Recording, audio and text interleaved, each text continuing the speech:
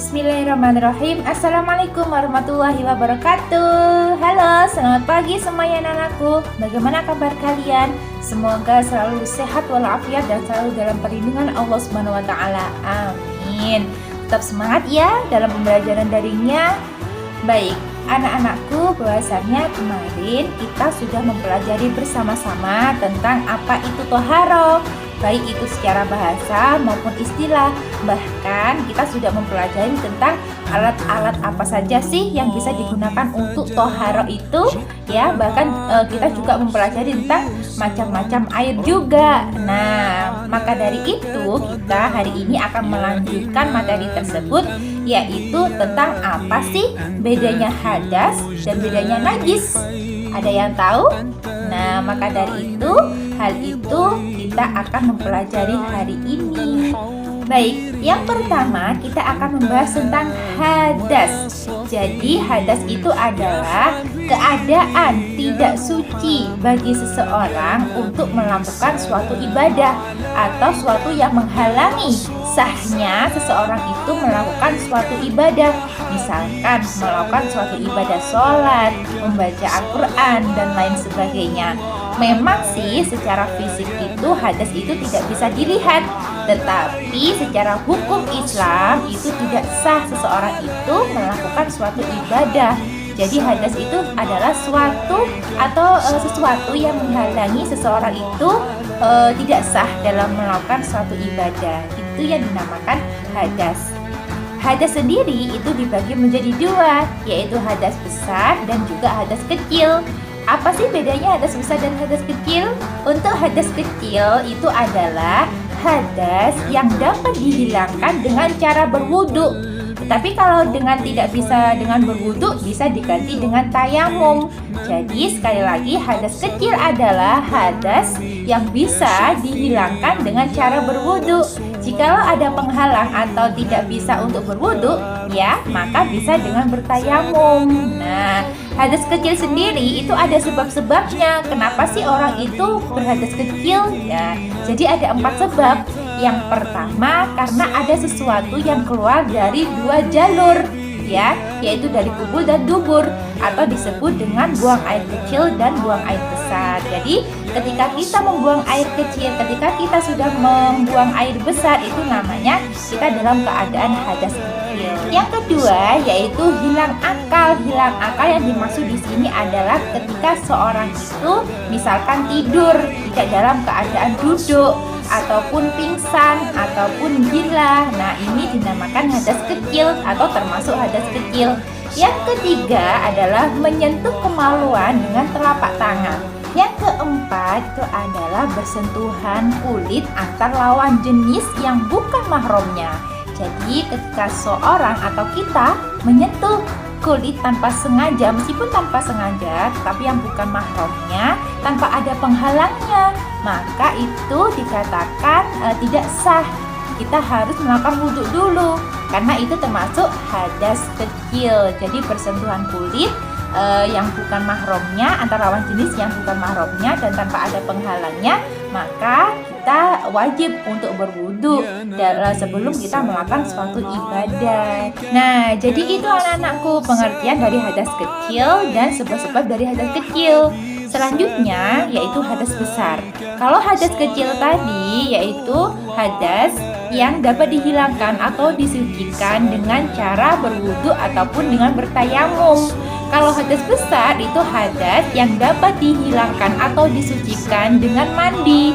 Jadi bisa dibedakan. Kalau hadas kecil bisa dihilangkan dengan berwudu atau dengan bertayamum.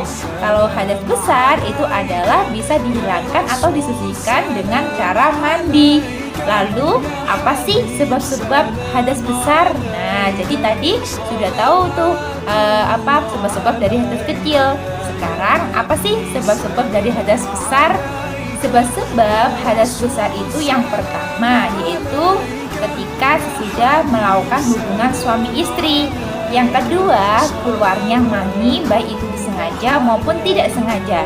Dan yang ketiga, ketika kita atau seorang perempuan itu haid ya, ketika masa haid sudah selesai, maka ini wajib untuk menghilangkan atau menyucikan hadas besar itu dengan mandi. Dan yang keempat yaitu nifas, yaitu ketika seorang ibu sesudah melahirkan. Yang kelima adalah wiladah, yaitu ketika seorang ibu ketika melahirkan. Jadi ketika melahirkan itu disebut dengan wiladah, setelah melahirkan itu disebut dengan nifas, ya. Dan yang terakhir, sebab yang terakhir adalah meninggal dunia. Jadi ada 6 sebab orang itu harus melakukan atau menghilangkan hadas besar tersebut, yaitu dengan cara mandi, yaitu mandi besar. Oke, anak-anak sudah paham tentang apa itu hadas dan ada berapa pembagian dari hadas, ya, dan apa itu sebab-sebab dari hadas, ya. Untuk selanjutnya yaitu kita akan membahas tentang najis. Jadi apa sih itu najis, ya? Najis itu secara bahasa adalah kotor. Sedangkan menurut istilah adalah kotoran yang wajib dihindari, bahkan juga dibersihkan, disucikan oleh seorang muslim ketika dia ingin melakukan suatu ibadah, karena hal itu akan menyebabkan tidak sahnya seorang untuk melakukan suatu ibadah. Jadi najis itu adalah kotoran, nak. Bisa dilihat kotoran, kalau hadas itu tidak bisa dilihat, ya, secara fisik, tapi secara hukum Islam itu tetap harus disucikan. Tapi kalau najis ini kelihatan. Nah, apa sih benar-benar najis itu seperti apa? Nah, satu, misalkan ada air kencing dari manusia atau dari hewan atau dari binatang, ataupun dari darah, ya, termasuk nanah. Nah, ini juga termasuk dari najis, ya. Dan najis sendiri itu ada 3 macam najis. Apa saja? Yang pertama, najis mukhaladzah. Yang kedua, najis mutawasito. Dan yang ketiga adalah najis mukhaffafa. Apa sih najis mutawasito, najis mukhaladzah, dan najis mukhaffafa itu? Nah, kita akan bahas bersama-sama.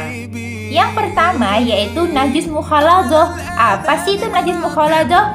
Jadi najis mukhaladzah ini adalah najis berat.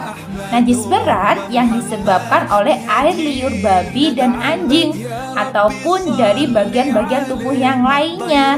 Bagaimana cara mensucikannya? Yaitu dengan cara menghilangkan najis tersebut dan dibasuh dengan air sebanyak 7 kali, dan salah satunya itu dicampur dengan tanah. Nah, ketika mencampurkan basuhan dengan tanah itu pada basuhan, baik itu basuhan pertama, baik pada basuhan kedua, ya, pokoknya salah satu dari basuhan tersebut harus ada campuran dari tanah.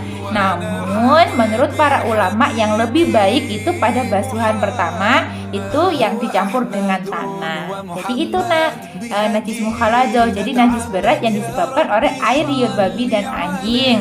Namun tidak air liurnya saja, tapi dari bagian-bagian di tubuhnya itu termasuk najis mukhaladzah atau najis berat. Yang kedua adalah najis mutawasito. Apa itu najis mutawasito? Yaitu najis pertengahan atau najis sedang. Jadi najis mutawasito ini yaitu najis tidak berat maupun tidak ringan. Jadi di pertengahan, ya. Jadi najisnya itu najis sedang. Nah, lalu apa sebabnya? Ya, mungkin ada, misalkan ada darah, ya, disebabkan oleh darah, ada disebabkan oleh nanah, ada bangkai, muntah, homer, kotoran manusia maupun kotoran hewan. Itu termasuk najis mutawasito atau najis sedang, najis pertengahan. Nah, lalu bagaimana cara mensucikannya? Nah, cara mensucikannya adalah dilihat dulu najis tersebut, dilihat dulu mutawasitonya itu apakah termasuk najis hukmiyah ataupun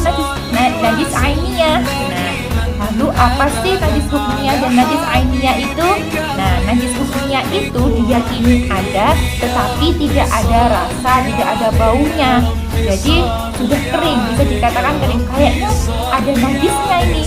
Nah, kayaknya ada najisnya, jadi diyakini ada tetapi bau, rasa itu tidak ada. Lalu bagaimana cara mensucikannya? Kalau najisnya itu hukmiyah, cara mensucikannya adalah cukup disiram dengan air.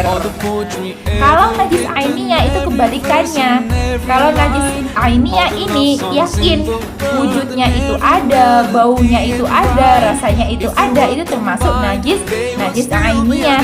Cara mensucikannya yaitu harus dibersihkan, harus dihilangkan, harus disucikan dengan air, ya, harus hilang semuanya zatnya, baik itu baunya, baik itu rasanya, warnanya, yang wujudnya itu harus dihilangkan. Jadi sekali lagi, cara mensucikan dari najis mutawasito adalah harus dilihat dulu najisnya itu termasuk najis hukmiyah kah atau najis ainiyah kah. Kalau hukmiyah, ya, karena diyakini ada tetapi baunya sudah nggak ada, ya, atau bisa dikatakan sudah kering gitu misalkan, ya. Nah, itu cara mensucikannya cukup disiram dengan air. Yang kedua, kalau najisnya itu ainiyah, ya, sudah wujudnya ada, terus setelah itu baunya juga ada, rasanya ada, dan lain sebagainya, wujudnya memang benar-benar ada. Nah, itu harus dihilangkan semuanya, harus dihilangkan zatnya, harus dihilangkan wujudnya, baunya, rasanya, sampai bersih dan suci. Nah, jadi itu anak-anakku tentang perbedaan hadas dan perbedaan najis. Jadi anak-anak pasti sudah paham, ya, tentang apa sih perbedaan hadas dan perbedaan najis, ya. Kalau hadas itu adalah sesuatu keadaan yang tidak sah sehingga orang tersebut itu tidak bisa melakukan suatu ibadah karena hadas. Tapi kalau najis itu kotoran, ya, bisa dilihat. Nah, jadi sedangkan najis itu juga dibagi menjadi 3, najis mutalazo, najis mutawasito, najis mukhaffafa. Mulai dari najis berat sampai dengan najis ringan. Dan bagaimana cara mensucikannya, anak-anak sudah mendengarkan dan menyimak dari penjelasannya Budwi. Baik, untuk hari ini, pembelajaran dari hari ini Ibu Dwi kira cukup, ya. Dan untuk tugasnya nanti Bu Dwi kirim melalui voice note rekaman suaranya. Baik, terima kasih anak-anak. Bu Dwi ucapkan terima kasih sudah mendengarkan, sudah menyimak video pembelajaran daring tentang materi kali ini. Hari ini yaitu tentang perbedaan hadas dan najis, ya. Terima kasih atas perhatiannya. Tetap semangat dalam pembelajarannya. Semoga ilmunya bermanfaat. Saya akhiri. Wassalamualaikum warahmatullahi wabarakatuh.